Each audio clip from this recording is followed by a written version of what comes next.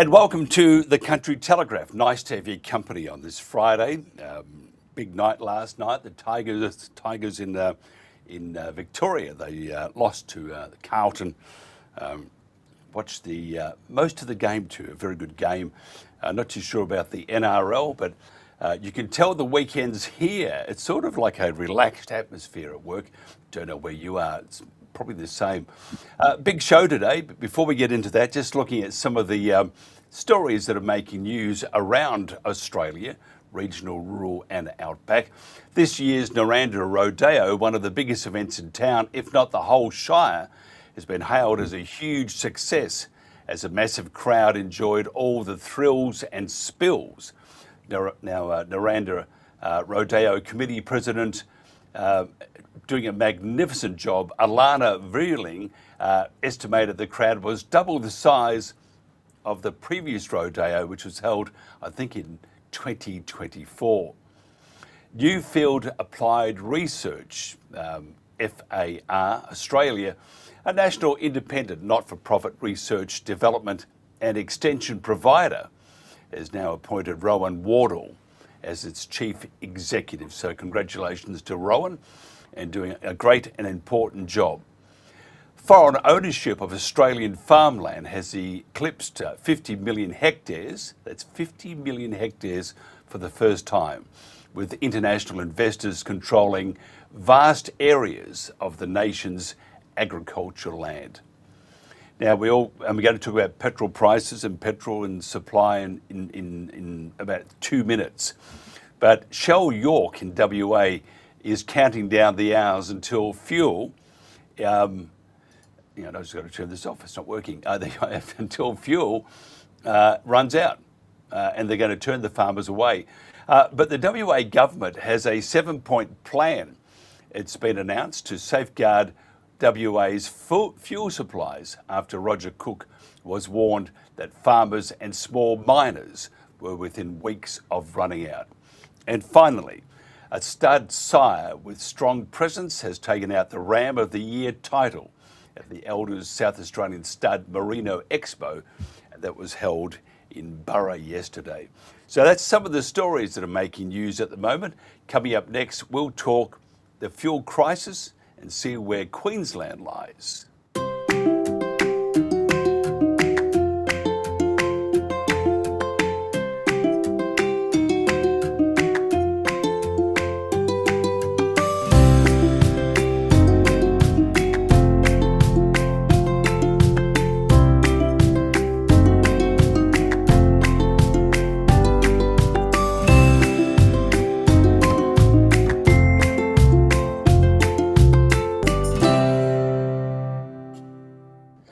Okay, we'll get to the latest facts from our guest shortly, but in March 2026, the RACQ reported that Brisbane had the highest unleaded fuel prices among Australian capital cities, driven by an exaggerated and unfair price cycle. Now, we'll talk to the RACQ about whether there is actual supply shortage right now, given the situation in the Middle East. Dr. Ian Jeffries is RACQ's Principal Economic and Affordability Specialist. Ian, thanks for joining us. How serious is this crisis for Queensland? Look, at the moment, when we're looking at fuel in Queensland and fuel on the way, there is no shortage of supply at that wider level. Unfortunately, what we are seeing is local outages where individual petrol stations, and in some cases, every petrol station in town is running out of fuel. So the problems that we're seeing are localized, and it is just getting that fuel from the terminal to the retailers that require it. When we look further upstream, we've still got fuel coming into the country, we've still got fuel at the terminals. So system-wide, there isn't any shortages of fuel, but when it comes down to individual sites, we are seeing some local disruptions. In March, the RACQ referred major fuel retailers to the ACCC after sudden and concerning petrol price hikes across Yes. southeast Queensland. That was coming days after the conflict broke out in the Middle East, and well before any meaningful impact on Australian fuel supply would normally have been left. Many would say this is price gouging. It's probably illegal, yet they still get away Mhm. with it. Look, we were very concerned that, and this was especially looking at the Greater Brisbane region, that we were seeing a large proportion of our retailers, and it was led by the majors, push their prices up before we'd started to see any movements in our wholesale price. So going back to the beginning of last week, the average price in Brisbane was about 50 cents per litre above the average wholesale price. And it was at that time when fuel retailers hiked their prices up. Again, that's what we referred them to the ACCC for. And yeah, it was our concerns that this could constitute unconscionable behaviour, which is illegal under Australian consumer law. So, in your opinion, is there a fuel shortage at the moment, or is it all manufactured? In Australia, there is no shortage of fuel at the moment. There is fuel coming to us.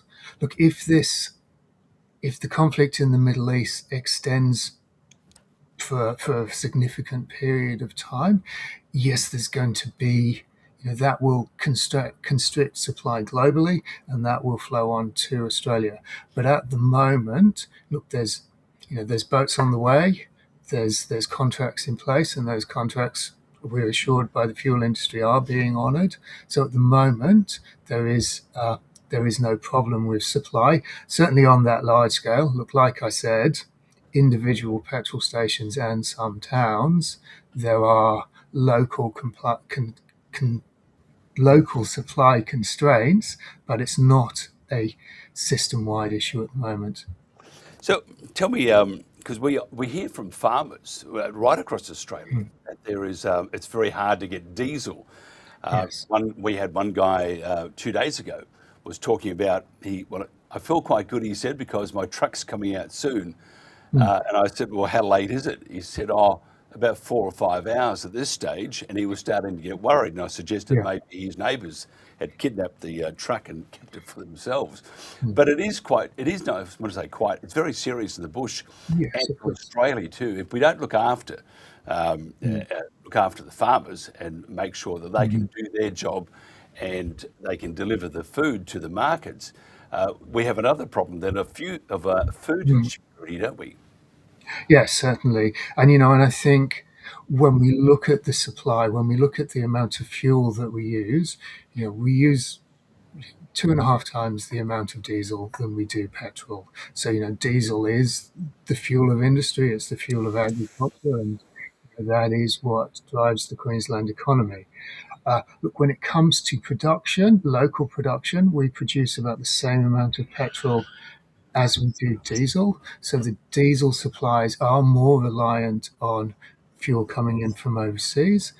Most of our diesel that we import is imported from South Korea.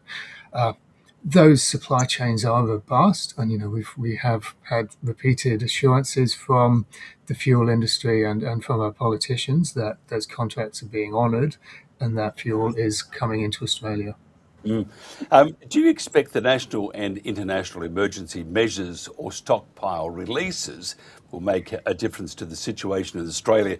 And part two of that, now I was looking at it was from El Jazeera, it was Al Jazeera, sorry, Yes.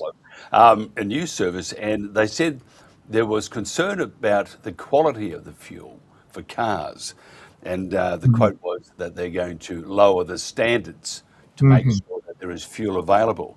RACQ would be a little worried about this, wouldn't you? Because if you've got a lower standard fuel, Mhm. I've seen things that it can affect the catalytic converter and stuff like that. Yes.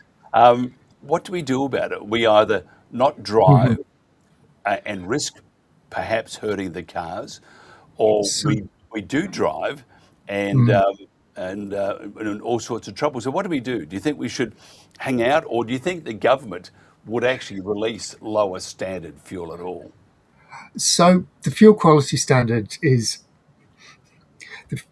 we're not. So wind back a bit. So at the end of last year, we tightened the sulfur standard on unleaded petrol. Prior to December, it was 150. The maximum was 150 parts per million sulfur, and sulfur is a naturally occurring part of oil. It's not an additive. It has to be stripped out of the fuel because it causes air quality issues. So in December last year, we tightened our fuel quality standards to reduce the amount of sulfur. We've had these new standards in for 3 months, and now they're relaxing the standard to go back to the old standard. So this isn't a dramatic change in the type of fuel that we've got. It's not a big drop in quality in any sense. It's just going back to the fuel quality standards we had 3 months ago. So it's going to have zero impact on the operability of cars. It only applies to petrol. The diesel standard is still the same, and same as it has been for many, many years. So the change in the fuel quality standard, isn't going to have any impact on the vehicles.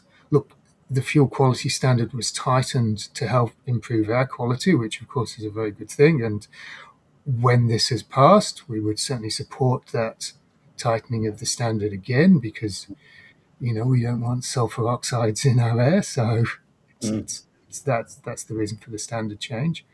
What about will the prices come down now that this has been released, or do we still going to have higher prices?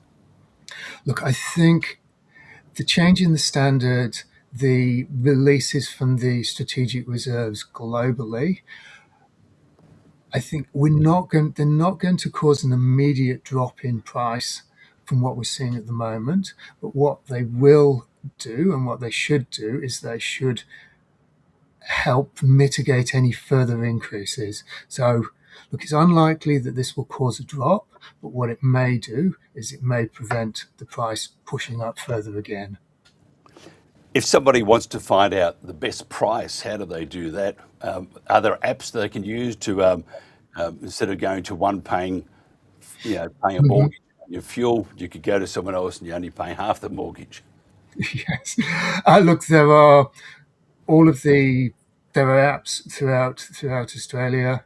In Queensland, we have the RACQ app where you can go on and you can find the cheapest site in your town or in your area. Look, unfortunately, prices are not particularly cheap at the moment, but certainly we would advise people to shop around and seek out those cheaper sites. There are a number of national services that you could use, and in the other states, the RACQ sister clubs also have their apps which will help motorists find the best deal.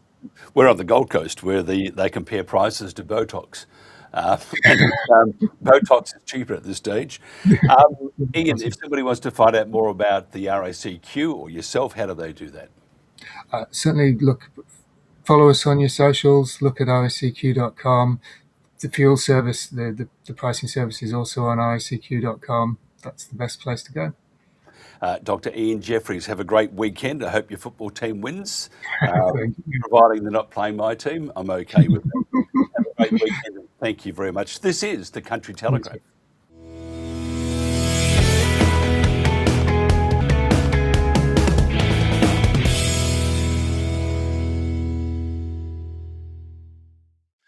Micheal Offerdahl has lived in Toobeah. I love that. Somebody said there's no such thing as two beers. There's probably 3 or 4.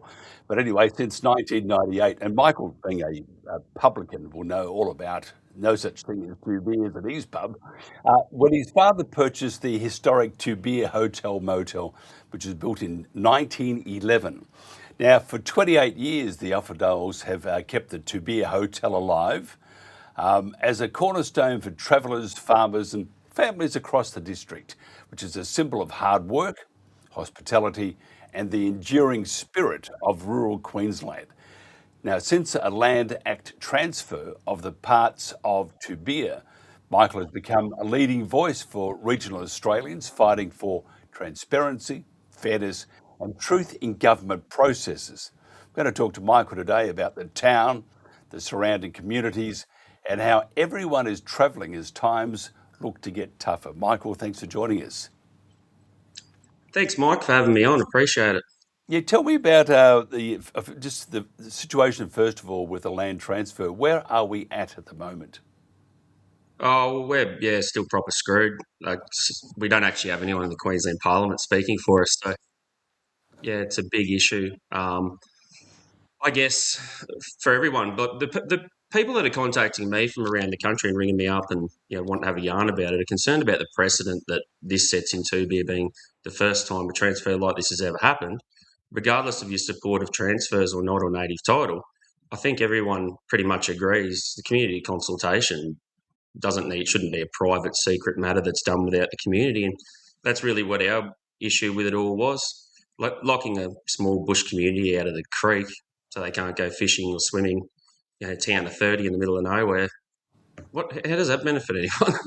That's pretty much, I think, the opinion of everyone around the country. Just tell me about the town itself and the community, and how are they travelling at the moment? But not only the land transfer issues, we also have the threat of no fuel.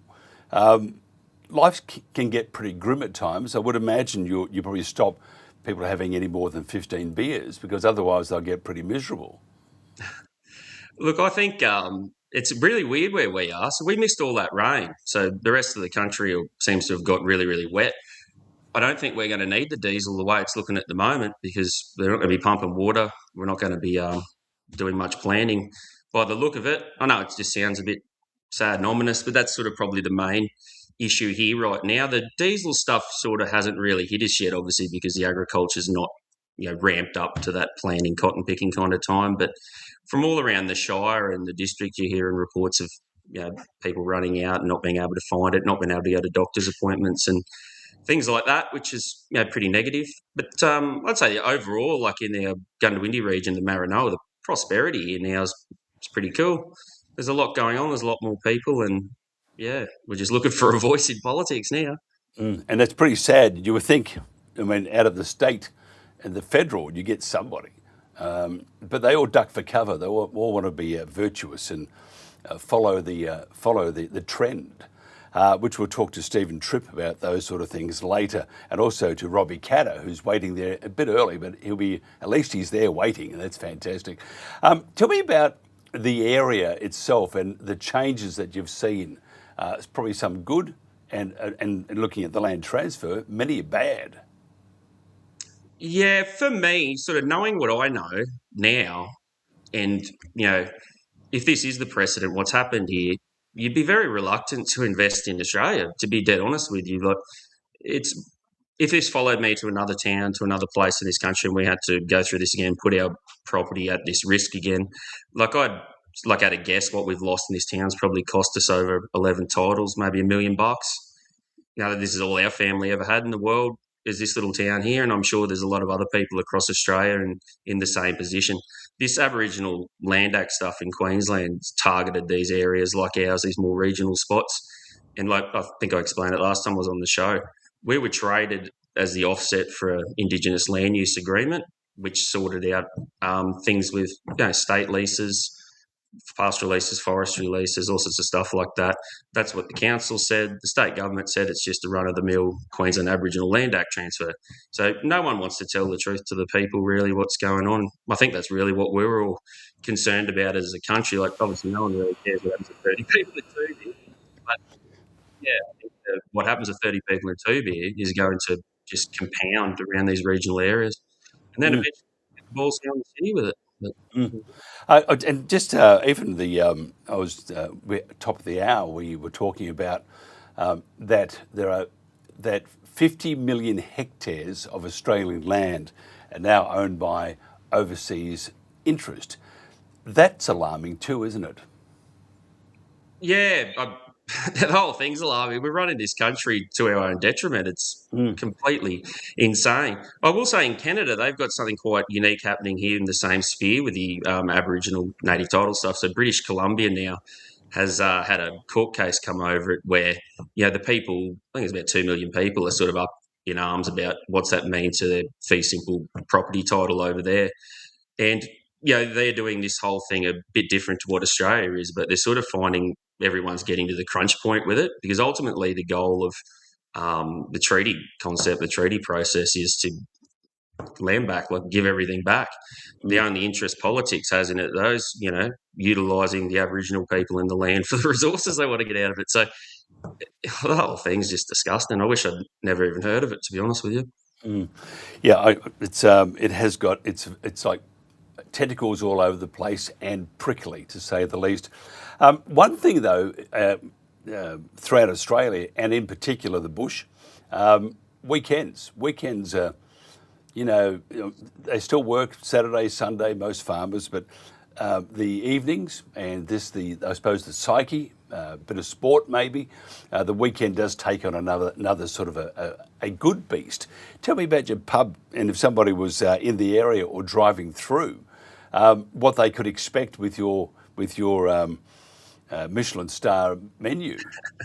Well, every night of the week's good here, so it's really interesting. This area's got a really high household income, and not a lot of people really own houses. They're provided by farms, so your disposable income's not too bad. So when you get your tourists and your caravanners, your grey nomads, and your people travelling through, it's just a really cool mix of people from sort of everywhere. And I don't know, it's always a really good night.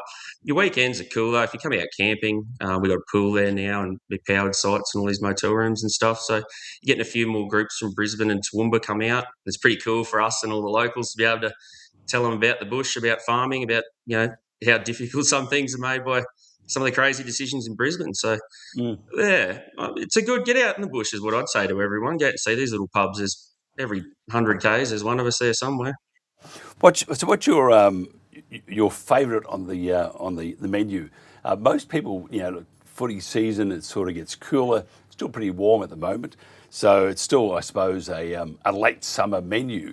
So what would one expect if I rocked up, and then after I convinced you not to kick me out, if I rocked up to your pub with the missus and we decided to have a bit of a nosh up, what would you suggest we have? Picking your favourites and the most popular. Well, out here, men eat steak, so I'd always suggest the steak to everyone. The 400 gram rump is bloody unbelievable, but you go the 300 gram rib fillet's pretty cool too. We work a bit of that Wagyu cross stuff in every now and then on special, so anything like that's cool. But chicken parmas, I don't know, everyone just seems to love parmas. You smash them, but yep, yeah, pizza. It depends what you want. Depends the time of the year. Yep. Yeah, no one out here really drinks red wine, and the grey nomads come in. Next minute, there's red wine going everywhere. So you just got to work with the moment a bit and the time.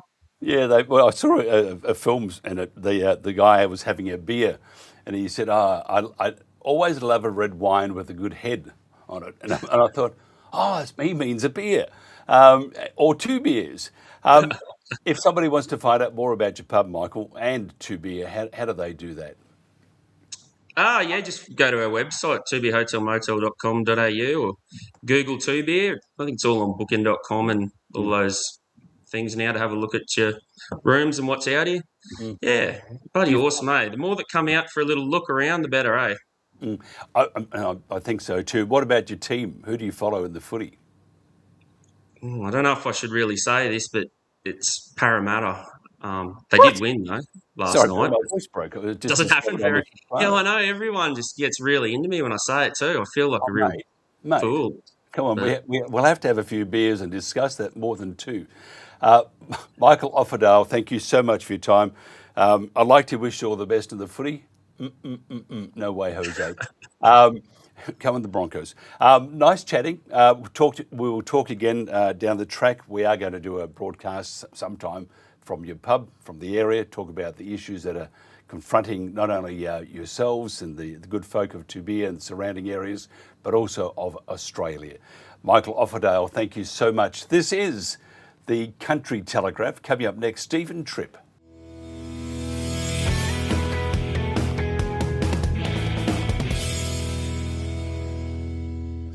Stephen Tripp is President of Australians for Better Government, and he's Vice President of Let's Rethink Renewables.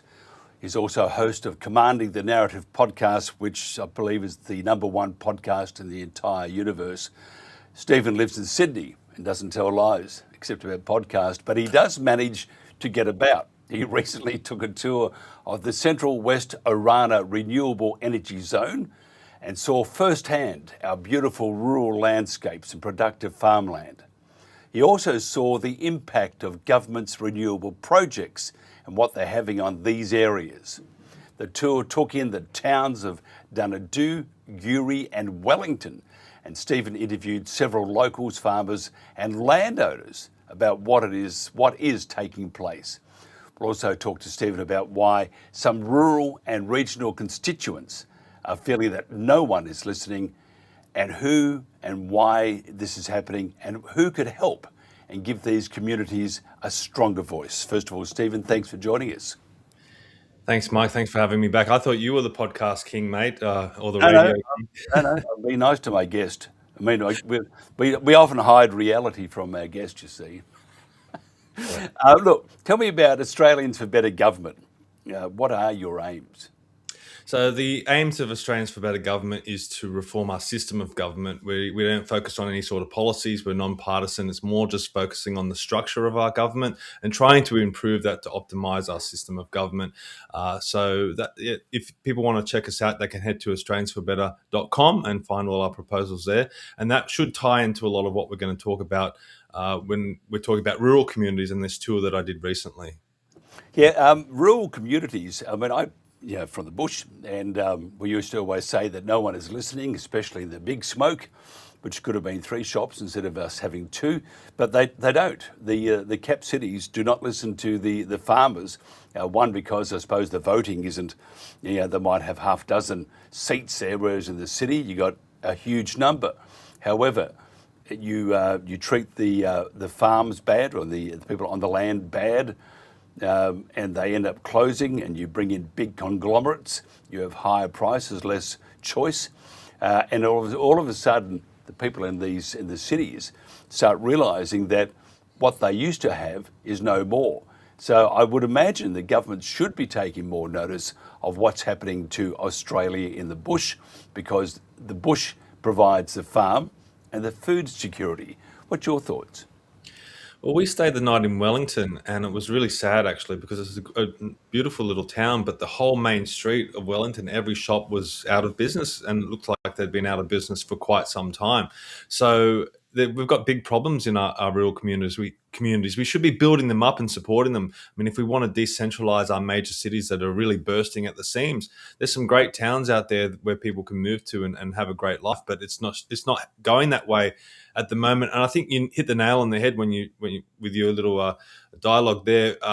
One of the biggest concerns that I got from people when I spoke to them out there is the community consultation. They're not being talked to. They're not having the politicians ask them, whether they want these renewable projects on their land or some of the other things that are going on out in their communities. They want more consultation with government, and it's just not happening. And if I can tell a quick little story as to maybe why that's happening, this whole trip was really the idea of a Liberal MP when I was having a meeting in Parliament House with her.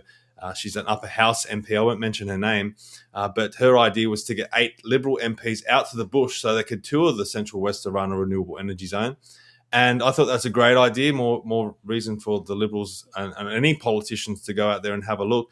But then she turned around and she said to me, "Oh, is there any way, Stephen, that you can help us fund this?" I said, "Well, what do you mean fund it?" She's like, "Oh, well, we need to fly out there. It's expensive. We may need to spend the night, and we don't get any money to go and do that."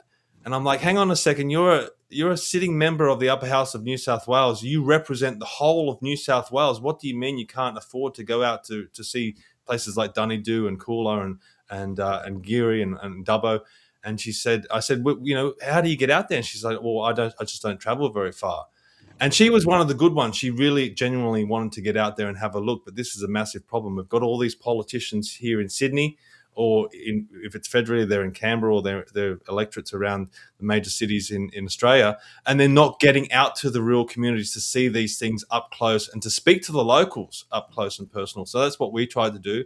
One Nation was great. They jumped on board, and that's why we did this tour, to get the One Nation Senator, Sean Bell, and also Stuart Bonds out there to see these projects. But I think this is a major structural problem in our governments, where we've got all these city electorates. They're making the decisions. They're drawing the lines on the maps where these projects are going, and there's no consultation with the people out in the rural communities that have to face this stuff in their backyards. Yeah, and it's a disgrace, isn't it? Yeah. I mean, they are representing the good folk of those areas. At least they can rock up and turn up at times and say, "Hey, we're here to hear you," and they don't. But it's been a problem for for decades. Once they get to the big smoke or to the cap city, they have little to do with the people that voted them in, which is ironical. And then you have 6 months before the next election.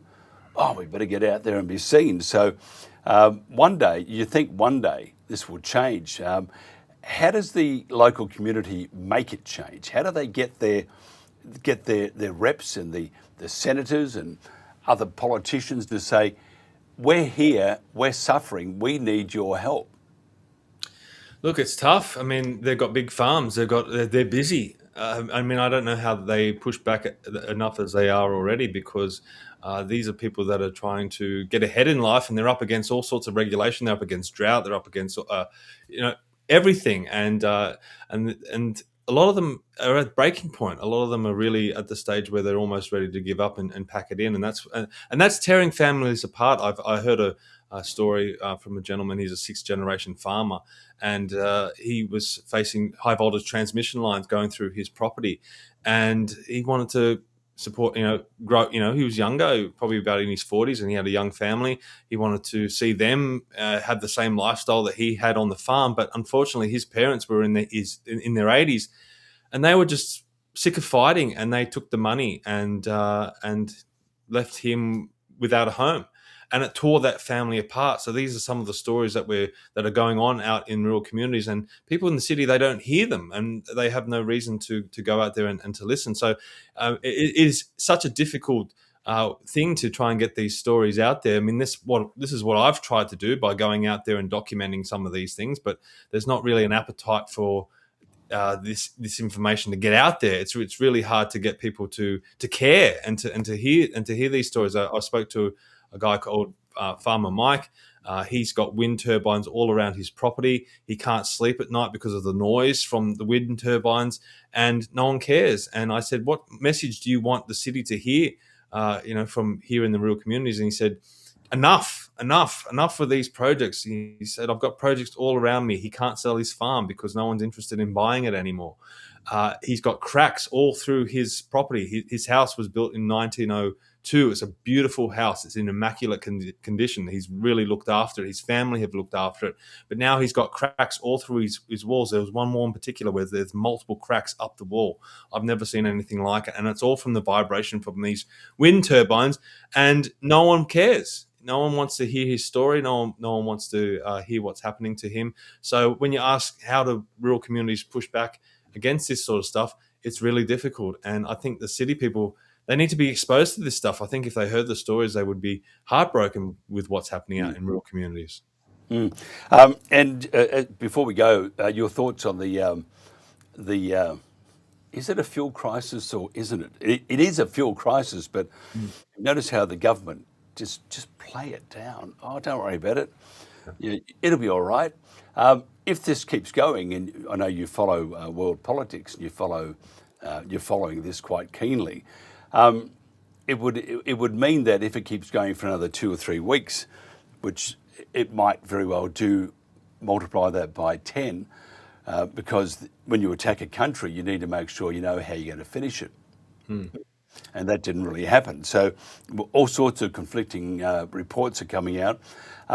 If it continues, though, the crisis that we're not having, we'll be having, won't we? How do you think that will affect not only the bush, but the whole country? I spoke to a friend of mine in rural Queensland up in Kilkeven only a few days ago, and she's saying they're already running out of fuel. I mean, this is not something that's coming. This is something that is already happening, and the government's got no answers for it. We're meant to have a 90-day fuel security supply in this country, and that hasn't been happening for a long time. Where are the politicians on that? I mean, where's their due diligence to look after this country's fuel supply? We don't refine fuel in this country anymore. We've got refineries here that work great, but we don't even refine our own fuel. So, this is the problem. We've got these politicians who either ex-union hacks or political staffers or whatever they might be. They're all the ones getting into government. They've never lived in the real world. They've never lived in real communities where they've had to rely on diesel. Everything that people on farms do relies on diesel. Once that diesel runs out, what does that do to farmers? They can't produce the food that we eat. They can't produce the fiber. They can't produce, the clothing from the wool or the cotton or whatever that we wear. So these are massive things. I mean, energy and fuel, it goes into everything in our society, and I think a lot of people don't understand that. So this is a serious issue. This is a massive issue, and you've got people like Chris Bowen just fobbing it off. No, we need to really pay attention to this. But there's also the fertiliser issue. If you don't get Yeah. the fertiliser, forget next year's crop. It's going to be very small. And so number of issues, and I don't think I'm appalled at the federal government at the moment, because I think they've got their head in the sand. But what can you do about it? You just got to go along with the flow at this stage, and hopefully the flow will continue, because if it doesn't, I think you and I are in trouble. We won't be able to go out to the wheat stations and do some shearing and stuff, which we always do on weekends. Not. Sorry, I was just a joke. It was a joke. Now, Stephen, if somebody wants to find out more about what you do, how do they do that? Well, I've got my rod in a whole bunch of different fires, which is very time consuming. But the best place to go, the central hub, is commandingthenarrative.com. I've got all the information up there, so that's the best place to go. Yeah, I've just looked at the figures for your podcast. You are number one in the world. I wish. That'd be nice. It'd be good to get some of these stories out there. I mean, I do encourage everyone to go to commandingthenarrative.com, look up the Central West Arana tour that I did of the renewable energy zone, and hear these people's stories. I'm trying to get this information out there so people can hear what's happening out in our rural communities. And I do wish I was number one in the world so people can hear this stuff, but unfortunately it's tough. Keep wishing. But also, how did you find people call it dirt, it's actually soil. Would this have been the first time that you've come across soil? Because you're a city slicker. Mate, it was the first time I've been out to these areas, Dunedoo and Wellington, and it is beautiful country. I mean, as soon as I saw the landscape of where these renewable projects are going to go, it made me angry. I was very angry, and it was emotional hearing the stories from people. I mean, they're really up against it, and it was really heartbreaking. But my primary emotion was anger of what these politicians are doing to this great country that we should be protecting. We are so blessed to live in this beautiful country. And I do encourage people, if you're in the city, go out to places like Dubbo and Dunedoo and Wellington. It is beautiful country out there. It is not desert. I live in a teal electorate. I'm on the polling booth speaking to these people, and they say, oh, all this renewable stuff is being built in the desert. No, it's not. It's being built on prime agricultural land, and we need to stop it. You need to enjoy a real bush barbecue. I mean, I hate them, by the way. That'd be nice. Because no, it's not really. You get a piece of white bread, bit of sauce, a snagger, or a chop, and your rissole. But that's the good part. The thing is the native flies that surround, and it's a battle like this in trying to eat. It's just a terrible, terrible thing. And I'm sure if you're like me in any way, you will do one bush barbecue and head back to a lovely restaurant with air conditioning and no flies. Good on you, Mike. Stephen Tripp, thank you so much. This is the Country Telegraph. Coming up next, Robbie Catter from Mount Isa. That's one place you should go to, Stephen. Mount Isa. You know, that would make a man out of you. Yeah, let's do it. You can come with me. No, I can't. I've got a bad back. Good on you. Thank you very much. Up next, Robbie Catter.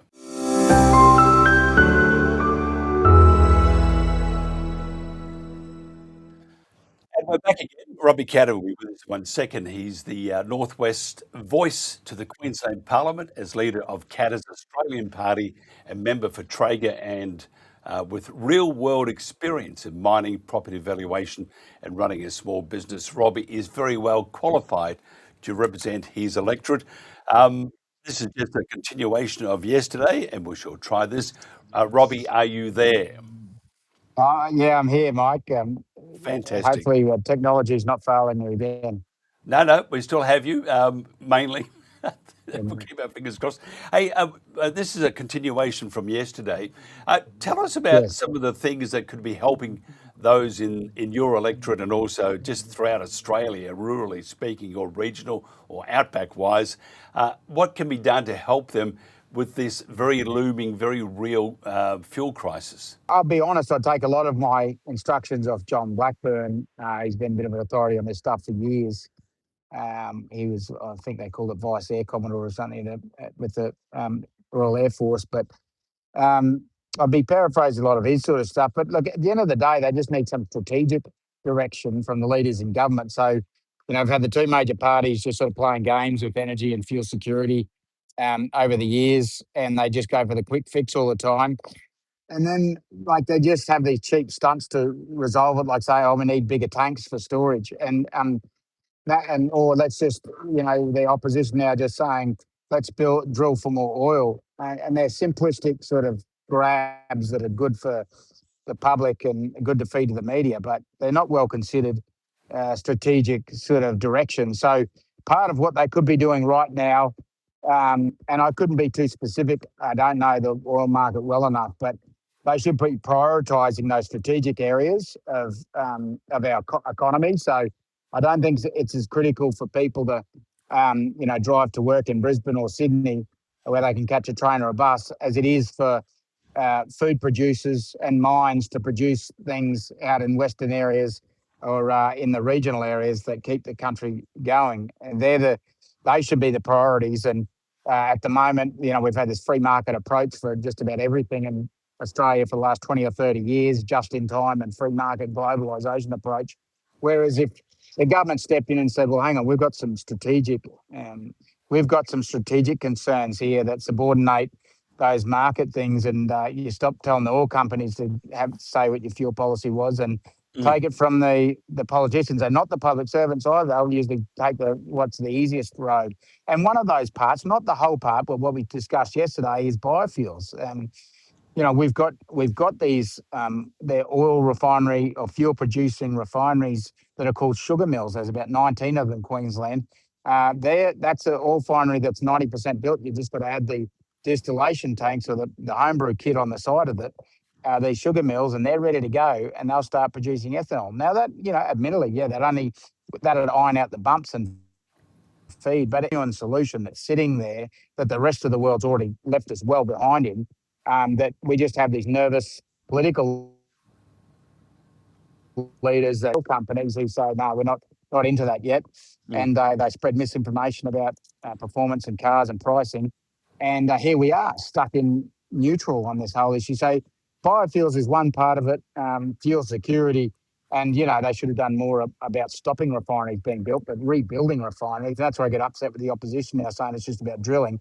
Well, you've got to refine the oil that you pull out of the ground. So it's no point talking about that if you haven't got a refinery to feed into. And as I understand it, there's a little bit of room for maybe scaling up the existing refineries, but not much. You've got to build refineries, and you're not going to build a new refinery inside of 5 years in Australia. So whilst that should be part of the long-term plan, that's a long way off. And, that's a big discussion to have on new refineries because you're competing against Singapore, who's very efficient and big in that space.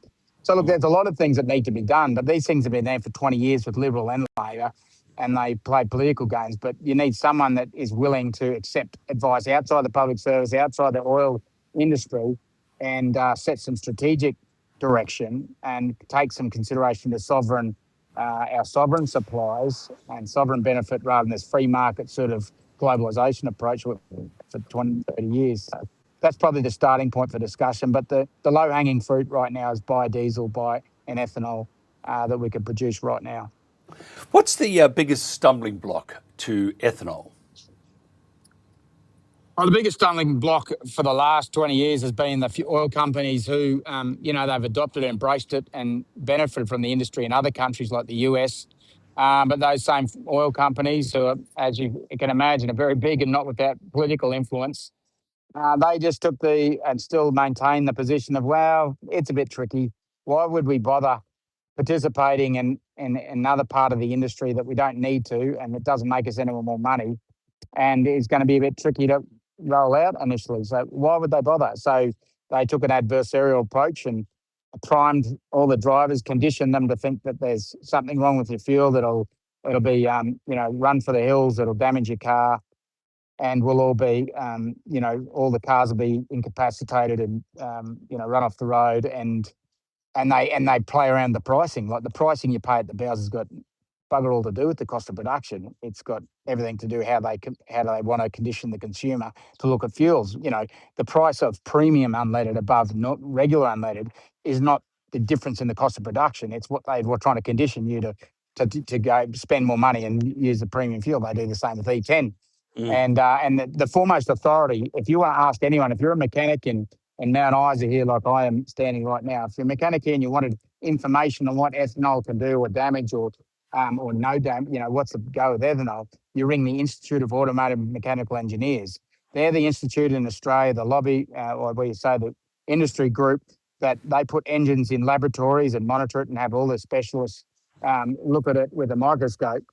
And they're the ones advocating for ethanol, have been for a long time. They're the ones you ask about what sort of risks you have with the engine, and they're promoting it, and they have for many years. So you've had that scare campaign. RACQ used to participate in that campaign. They no longer do. They come out supporting ethanol now. So the only one left is the oil companies as the pushback, and you just need some governments to put their big boys' pants on and say, let's do this. And then the Dalby ethanol plant that's been on mothballs now, massive, that cost a couple $100 million in its day. Put up, it's a beautiful, shiny, modern facility that's just all in mothballs in Dalby. Overnight, that'll kick back into gear, and they'll scale up at Serena. There's an ethanol plant attached to the sugar mill, and all the other sugar mills in Queensland would say, well, and they're saying right now, we'd love to, this is great value add for us. And it could be a solution to the low price in the sugar industry in the long term as well. And all the farmers welcome it as long as they get a bite of the cherry. And also, it's all sitting there. It's low hanging fruit. It doesn't solve the entire crisis, but it is immediately scalable. So, you could turn Dalby on tomorrow.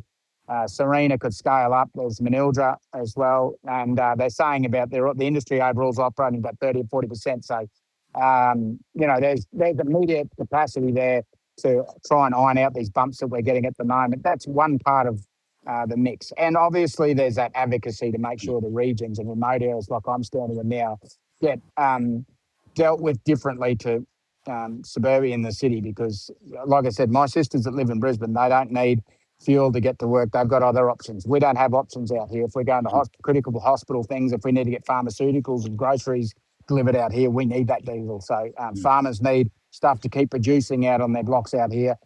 We've got no choice. So we need to be a priority in that mix. Is government helping? Are they supportive of ethanol, or are they still on this thing about windmills? Traditionally, no. I mean, can you imagine how confused I am coming from a rural area where everyone's practical and rational in their thinking and think, what the hell are you going on with these renewables? Like we've got this coal-fired power in Queensland and cheap coal and everything. You go in these new industries, and then they tell us, well, we need all this expensive energy and recreate this second-grade energy source because we need to fix the environment. Now, if you're an environmentalist, then you look at ethanol, and this is not me. I mean, go talk to Professor Ian O'Hara at QUT in Queensland. They'll show you that on a life cycle of, let's say, a combustion engine, it outperforms an electric vehicle if you're feeding solar. And same with solar panels. Photosynthesis into sugarcane or sorghum outperforms photovoltaic cells. And yet we're not. And if you put E10 in your tank, in your car right now, it reduces the vehicle fumes out of your exhaust by up to 30%, from 25 to 30%. So here's a deal for Queensland: is you can embrace an ethanol mandate. All the cars are compliant with it now. The modern cars come on the road. It costs less to produce than what they're selling fuel for. So it can only put cost of prices down, put downward pressure on prices, and it cleans up the environment. It reduces tailpipe emissions by up to 30% overnight. What a good deal for the greenies. Why are we not? That's what confuses me, living out in the bush.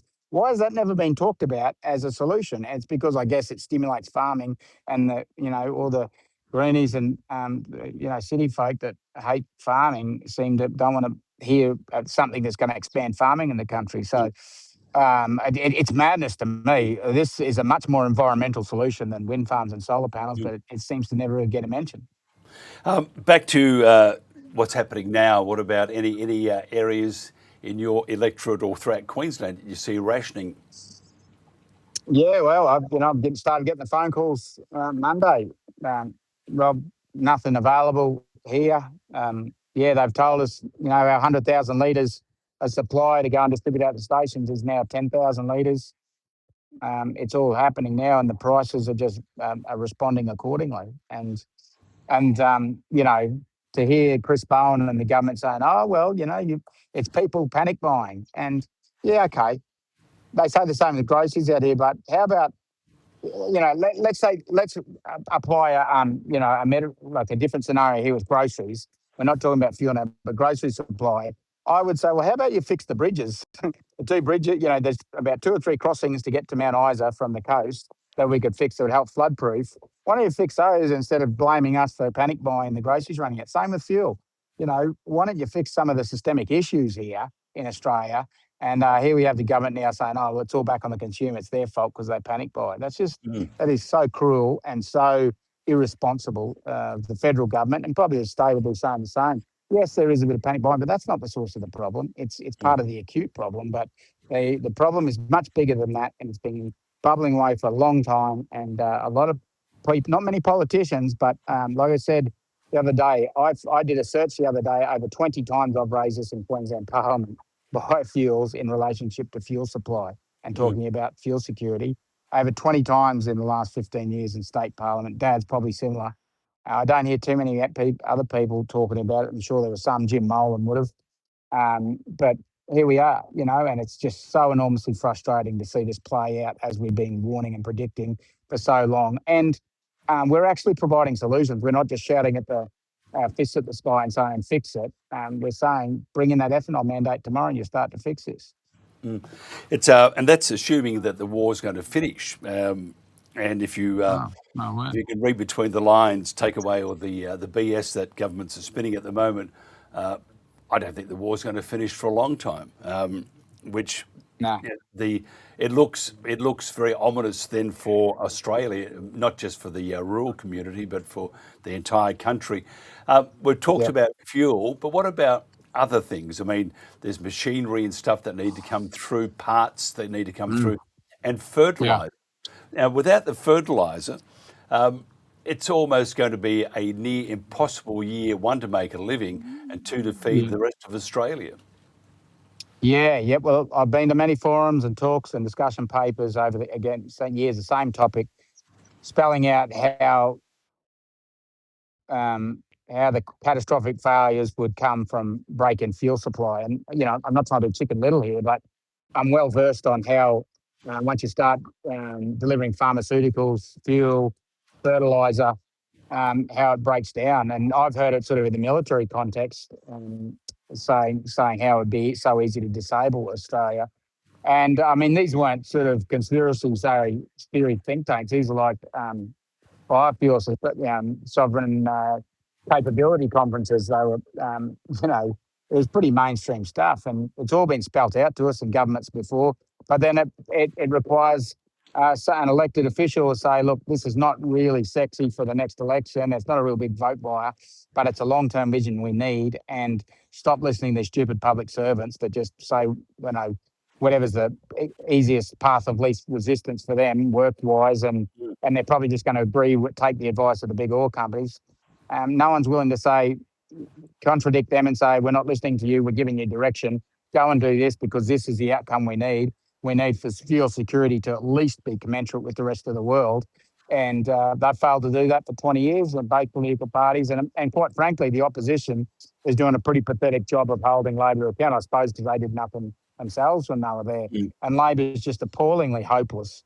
You couldn't have anyone worse at the wheel right now to oversee this. They've been a very big part of this problem, and they're trying to tell us that we should drive electric cars as part of the solution. That is just, they should be put in a lunatic asylum for suggesting that, especially the regional people like myself, saying we should drive electric cars or why need EVs out here. Well, it's just crazy. Can I say something on the EVs? I was talking to one of the dealerships out here.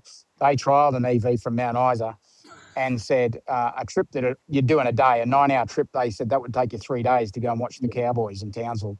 If you want to watch the Cowboys play rugby league, because you've only got the 3 to 400k radius. It's like 300k's if you turn the air conditioner off. Turn the air conditioner off out here in 40 degrees. If you turn that off, you might get to Richmond. You could wait up to 5 hours or something for your charge for 6 hours. And some of these towns have diesel generators, out here. You'd have diesel and charging up your car, and you might get to Townsville in 3 days. We'll come back to Robbie Catter another time. That's unless he pops in. That's about it for the Country Telegraph. Warts and all. Thank you very much for being part of it, Robbie. I know you can hear me. We'll give it a miss, unless you come back in about 3 seconds. He's gone for good now. That's it for the show for this week. Thank you so much for your company. We'll catch you again on Monday. Hopefully, no, he's back. Let me have a look. No, he's gone. It's too late.